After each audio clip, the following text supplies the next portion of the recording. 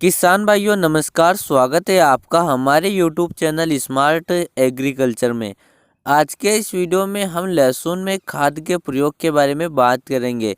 मतलब कि लहसुन की बम्पर पैदावार के लिए हमें कौन कौन से खाद का प्रयोग कौन से समय और कितनी मात्रा में करना चाहिए, इसके बारे में इस वीडियो में हम डिटेल के साथ बात करेंगे। किसान भाइयों, अगर हम लहसुन की ज़्यादा से ज़्यादा पैदावार लेना चाहते हैं तो हमें सही समय पर सही तरीके से सही खाद का प्रयोग करना बहुत ज़्यादा ज़रूरी है। क्योंकि जैसा कि मैंने पिछले वीडियो में भी बताया था कि अगर जिस टाइम पर ग्रोथ की आवश्यकता होती है उस टाइम पर हम लहसुन में कंद को बड़ा करने वाले खाद का प्रयोग करते हैं तो हमें उसका रिजल्ट नहीं मिलता है। और ठीक उसी प्रकार से कंद बनते समय हम ग्रोथ बढ़ाने वाला खाद का प्रयोग करते हैं तो उसका रिजल्ट भी नहीं मिलता है। तो कहने का तात्पर्य यह है कि लहसुन में सही समय पर सही खाद का प्रयोग करना बहुत ज़्यादा ज़रूरी है। तो इस वीडियो में अब हम डिटेल के साथ बात करेंगे कि लहसुन को कौन कौन से खाद की आवश्यकता होती है, कितनी मात्रा में हमें उन खादों का प्रयोग करना चाहिए, कौन से समय और सही तरीका प्रयोग करने का कौन सा है। तो आप इसके लिए वीडियो को अंत तक ज़रूर देखना। और किसान भाइयों, आप हमारे चैनल पर नए हो तो चैनल को सब्सक्राइब करके उसके पास जो घंटे का निशान है उससे ज़रूर दबा दीजिए।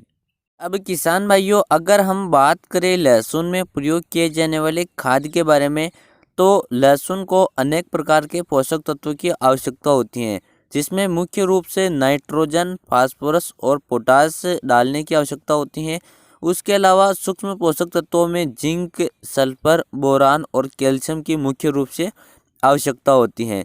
तो अब हम बात करते हैं इन पोषक तत्वों की कमी को हम किस प्रकार से पूरा करें, इनके लिए कौन से समय पर कौन से खाद का प्रयोग करना चाहिए।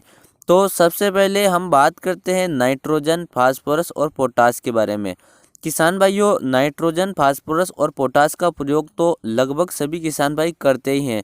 अधिकतर किसान भाई बुआई के समय इसका प्रयोग करते हैं और यही सबसे बेस्ट समय होता है नाइट्रोजन, फास्फोरस और पोटास के प्रयोग का।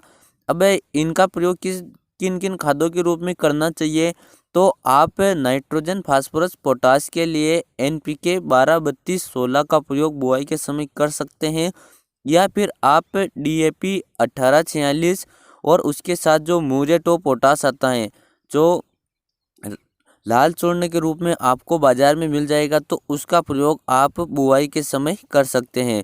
लेकिन किसान भाइयों, यहाँ पर कुछ किसान भाई बुआई के समय सिर्फ DAP का प्रयोग कर लेते हैं और पोटास का प्रयोग नहीं करते हैं। तो उन किसान भाइयों के लिए पोटास का प्रयोग करने की मतलब समस्या आ जाती है कि पोटास का प्रयोग कब करें।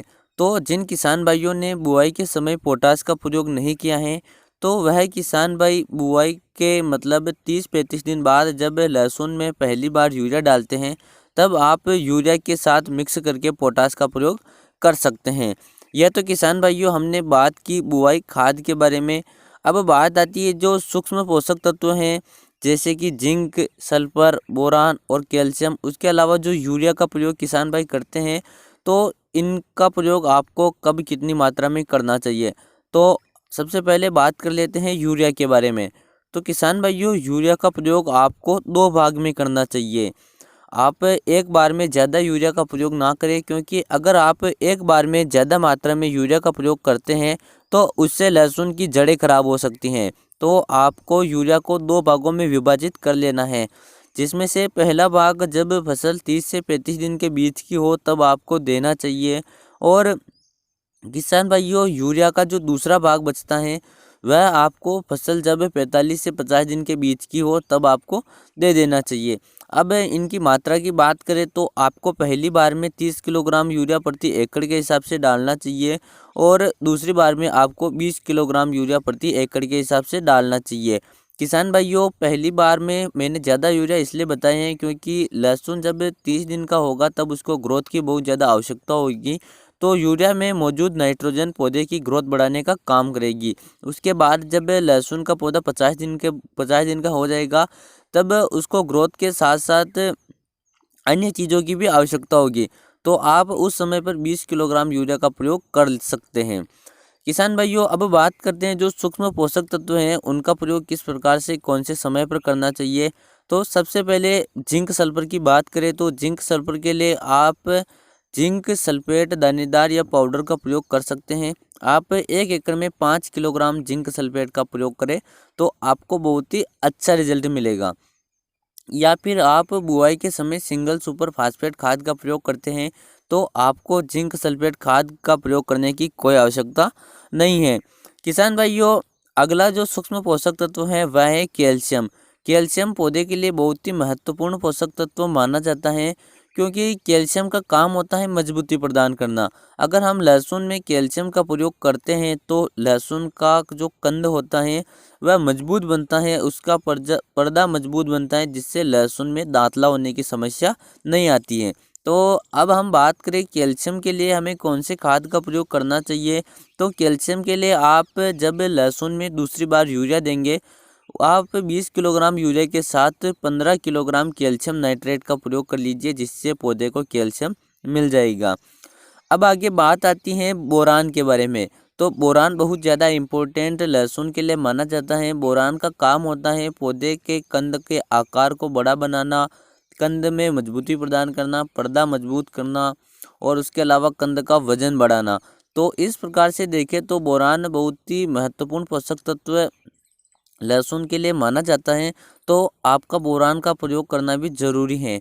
आपको बोरान का प्रयोग जब फसल 80 दिन की हो जाती है तब आपको 1 एकड़ में 150 ग्राम बोरान का स्प्रे करना है। तो किसान भाइयों, इस प्रकार से आप इन खादों की और सूक्ष्म पोषक तत्वों की कमी को पूरा कर सकते हैं।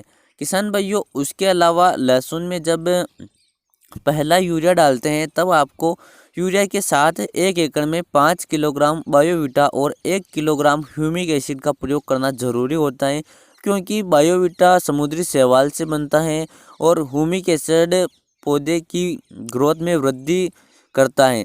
तो आपको इन दोनों का प्रयोग करना बहुत ज़्यादा ज़रूरी है। अगर आप चाहे तो घर पर ह्यूमिक एसिड बनाकर उसका प्रयोग भी कर सकते हैं। उसके बारे में ज़्यादा जानकारी चाहिए तो इस वीडियो के डिस्क्रिप्शन में दिए गए लिंक पर क्लिक करके आप घर पर ह्यूमिक एसिड बनाकर उसका प्रयोग भी कर सकते हैं। उसके अलावा जब किसान भाइयों लहसुन में हम दूसरी बार यूरिया देते हैं तब आपको यूरिया के साथ 1 एकड़ में 5 किलोग्राम जो कृषि रसायन का केमेक्स सुपर आता है, जिसमें माइक्रोराइजा आता है।